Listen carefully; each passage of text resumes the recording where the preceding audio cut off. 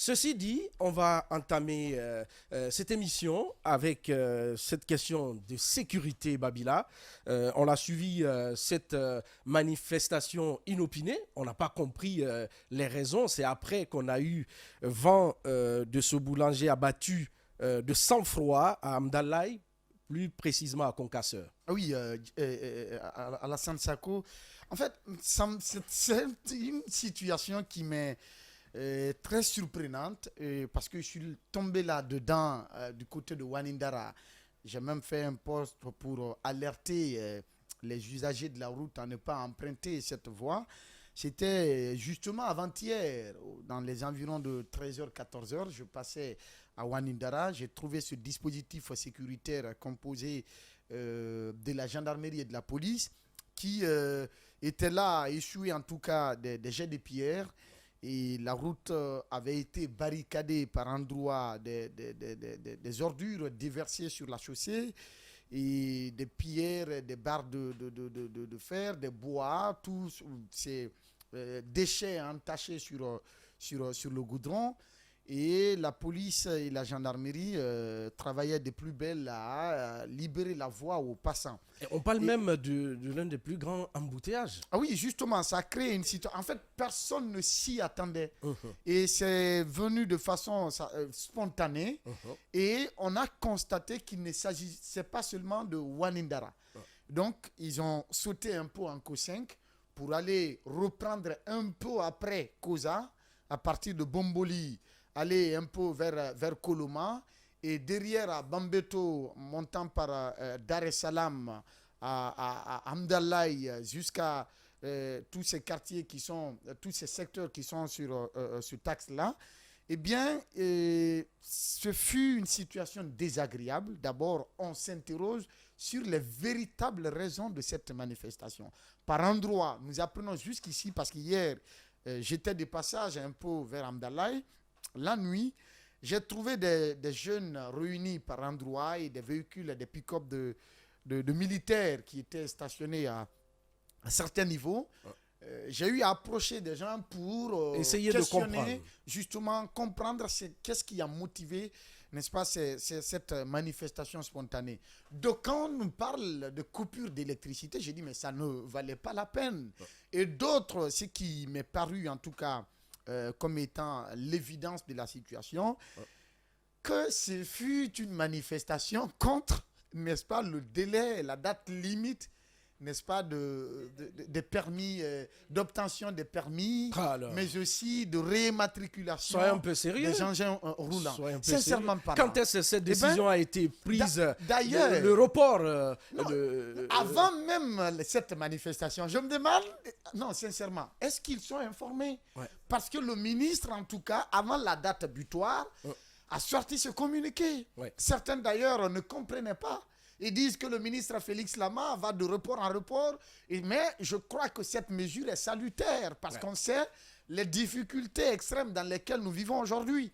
À contraindre tous les détenteurs d'engins roulants d'aller se régulariser et au niveau de cette société qui délivre les permis et au niveau de l'autre société qui rématricule les véhicules. Avec ce délai qui était très court et très limité, ça allait créer une autre situation de crise sociale. Et puis, il ne faut pas aussi oublier le côté poche. Oui, mais c'est pourquoi j'ai dit une période d'extrême difficulté. Et donc, le ministre a fait dans l'anticipation pour permettre à chacun d'avoir le temps nécessaire de se régulariser, puisque nous n'allons pas rester sans permis, puisque nous n'allons pas rester avec les anciennes plaques d'immatriculation. Chacun trouvera les moyens nécessaires et le temps opportun d'aller vraiment se mettre en règle. Et ce communiqué est tombé bien avant cette manifestation. Aller jusqu'à enregistrer un cas de mort, c'est là il faut s'indigner aussi. L'on se demande qu'est-ce qui a occasionné véritablement ce qui s'est passé. C'est vrai, par endroits, on condamne vraiment cette barbarie de manifestation qui parfois ne sont aucunement motivés, il faut le dire. Ouais. Mais par endroits, il faut aussi questionner la responsabilité. Il faut appeler en tout cas au professionnalisme dans le rang des forces de sécurité et des forces de l'ordre et de sécurité. Parce que j'ai été témoin d'une scène, et ça, je l'ai vécu, on ne me l'a pas raconté. C'était à quelques mètres du rond-point de Wanindara, dans le quartier, et je peux même aller jusqu'à identifier l'immeuble devant lequel ces gendarmes étaient postés. J'ai vu un agent avec un pistolet à la main. D'accord? Je l'ai aperçu avant-hier, un pistolet à la main, eh bien, en train justement de... Si, je ne sais pas si c'était chargé ou pas, mais c'était bien orienté en direction des jeunes. Tu fais bien de parler de professionnalisme à Babila à ce niveau et jusqu'à date, en tant que nos forces de l'ordre et de sécurité ne font pas conjointement avec la justice, tant qu'ils n'essayent pas de nous montrer les véritables coupables des différents assassinats, parce que c'est des assassinats lors des manifestations en République de Guinée, tant qu'ils ne font pas des pieds et des mains pour qu'on sache qui tue lors des manifestations, ils sont les seuls responsables, encore une fois. C'est un défi énorme, et parce que c'est comme moi j'ai vécu avant-hier. Sincèrement, ça, c'était le passage. Il y a eu beaucoup de témoignages sur les réseaux sociaux. Alors, Aoulatou, j'avais vraiment peur. Je vais terminer là-dessus, Alassane Sako, permets-moi. Encore une fois, il faudrait que les autorités au plus haut niveau essayent de travailler davantage sur la conscience professionnelle des hommes en uniforme qui viennent, n'est-ce pas, affronter ces manifestations. Et encore une fois, que ces manifestants sachent que les habitants dans les quartiers sont fatigués de ces situations de crise, parce que j'ai eu à échanger avec quelqu'un, avec une dame de Dar es Salaam hier, qui m'a dit: nous sommes fatigués, il y a des jeunes voyous qui sont dans nos quartiers, qui se lèvent de façon spontanée pour ces citoyens pour qui créer vivent des situations de crise, qui créent tout de suite, qui mettent les barricades. Et finalement, on vient nous gazer. Et la dame me dit, mes yeux jusqu'ici, ce sont les larmes qui coulent. Même les activités sont stoppées. Oui, justement. Donc, il faut vraiment qu'on essaye de voir comment inverser cette donne pour que désormais, chacun puisse se sentir en sécurité. Voilà, avant de continuer avec Aoula Toussou, bonjour, le jeune Emmanuel Loa, bonjour. Bonjour Alassane Sako, bonjour à tous. Voilà, pas de bonjour aujourd'hui? Non. Il y a bien sûr un bonjour, mais c'est réfère à une intrusion dans le débat qui est en train déjà de se tenir. Alors, on va continuer. Tu vas continuer ta patience. Alors, Aoulatou, situation confuse par rapport aux causes de cette manifestation. Et il y a eu beaucoup de réactions sur les réseaux sociaux. On a suivi, d'aucuns parlent de 6 heures d'embouteillage. Est-ce que c'était prévu? Est-ce que ce mort de plus aussi était prévu? Du côté de Taouya, moi j'ai eu vent quand même des bouchons lundi soir. Donc on dit qu'ils ont passé 2 heures, 3 heures du côté de Taouya pour rejoindre leur domicile avec les manifestations qu'on a enregistrées lundi. Alors pour le cas de mort de Alseni Baldé, il s'agit d'un jeune âgé de 25 ans, boulanger. Moi personnellement, j'ai échangé hier avec son jumeau. Selon moi, les informations que j'ai eues, c'est un boulanger, donc il a fini de mélanger la farine au niveau du four. Il est venu maintenant acheter un plat d'akeke. Il est resté à bord d'un tricycle. C'est là où qu'il n'avait même pas pris la première cuillère de son manger, il a reçu une balle. Donc il n'était même pas à l'air libre, il était assis. Il était à bord d'un tricycle selon les informations que j'ai eues du président des boulangers et de son jumeau même, de son frère jumeau Alassane Baldé. Il a fini de mélanger la farine. À quelques mètres de là, il y a une dame qui revend de la kiki. Donc c'est ainsi qu'il a décidé vers 23h30 de venir manger et puis rentrer. Ils ont mis son akeke, il est resté à bord du tricycle. Il a pris juste la première cuillère, il était en train de prendre ça et puis il a reçu la balle. Et même quand vous voyez les images hier dans le tricycle, le poisson même, vous sentez que la personne venait de commencer en fait de manger parce que le poisson était entier dans un bon état. Mais c'est qu'il faut dire parfois, les cas de manifestation, que ce soit un manifestant qui est mort ou bien que ce soit une autre personne innocente qui n'était pas sur les lieux, Dieu ne justifie la mort d'une personne. Oui. La manifestation, c'est un droit. Oh. Mais il faut savoir réorganiser cela. Ça, c'est un autre débat.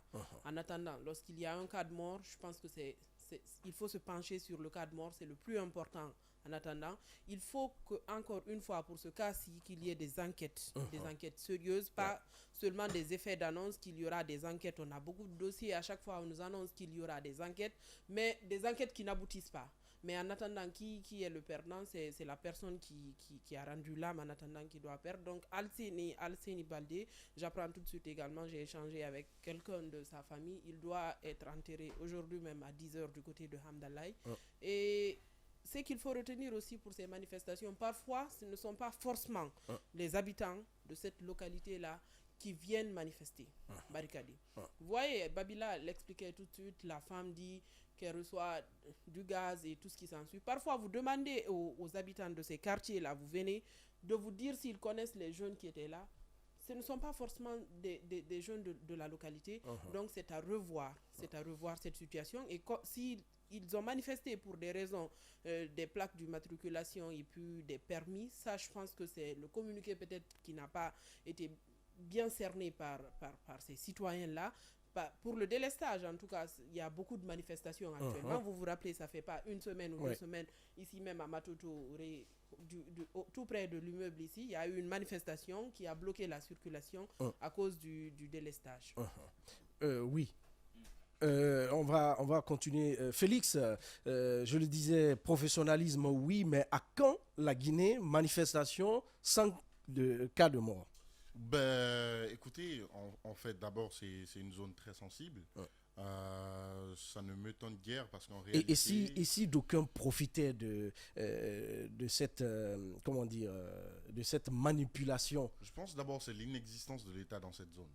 Parce qu'en réalité, et la stigmatisation, pour la plupart des temps, dans cette zone qui pousse aujourd'hui des jeunes, même pour des cas pour lesquels il ne faut pas manifester, on se retrouve dans la rue.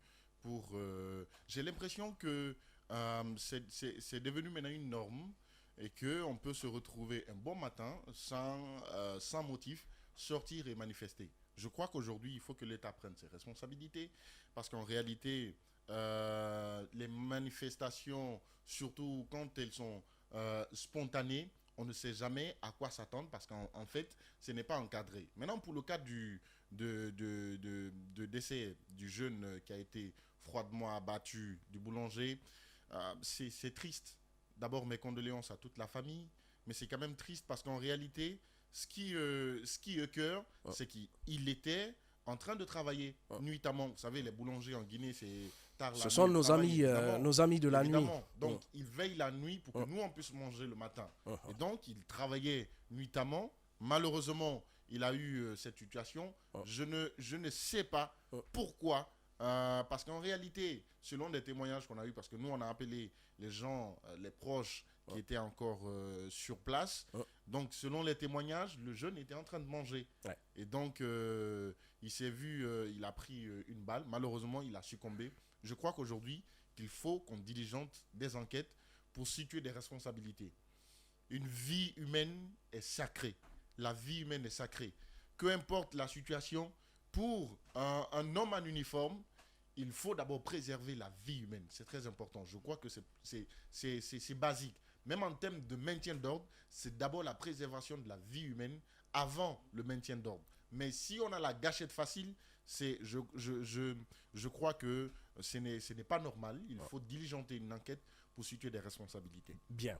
Alors, Emmanuel, vous également, vous avez suivi cette actualité, embouteillage, on parle de manque d'électricité, on parle de ce report en ce qui concerne l'immatriculation, mais aussi les permis de conduire. Absolument. Il y a eu pas mal de raisons qui ont été évoquées par ces jeunes qui ont décidé de manifester. Mais moi, il y a deux faits qui retiennent mon attention dans cette histoire. La première, c'est que la manifestation est spontanée. La seconde, c'est que la personne sur laquelle on tire, la personne qui perd la vie, n'est pas un manifestant. Il y a ces deux éléments-là devraient attirer l'attention de nos autorités sur le travail qu'il y a à faire de fond. Je prends le premier palier sur la manifestation spontanée, sporadique. Je peux les ranger dans 4 facteurs, 2 empiriques et 2 théoriques. Je préfère commencer par les facteurs empiriques.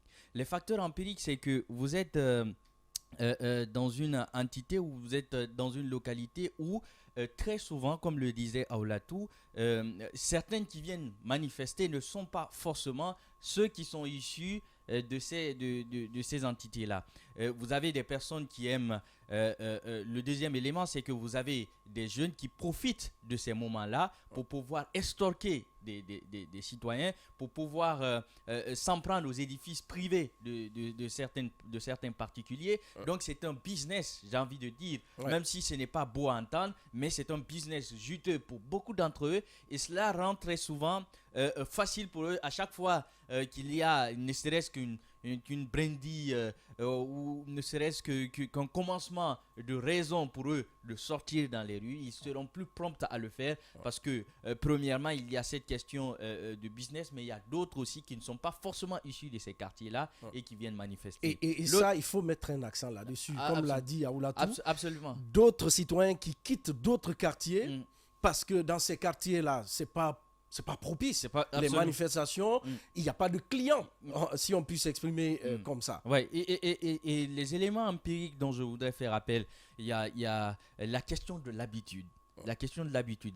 J'ai lu un livre qui est très plaisant à lire d'Aristote sur la question de l'habitude. L'habitude crée 2 choses. La première, c'est qu'elle conserve le fait passé. La seconde, c'est qu'elle rend ce fait-là prompt à être reproduit. C'est-à-dire que vous avez des jeunes, quoi qu'on dise, c'est vrai, c'est la violence, mais à force d'y être confronté, on en prend l'habitude.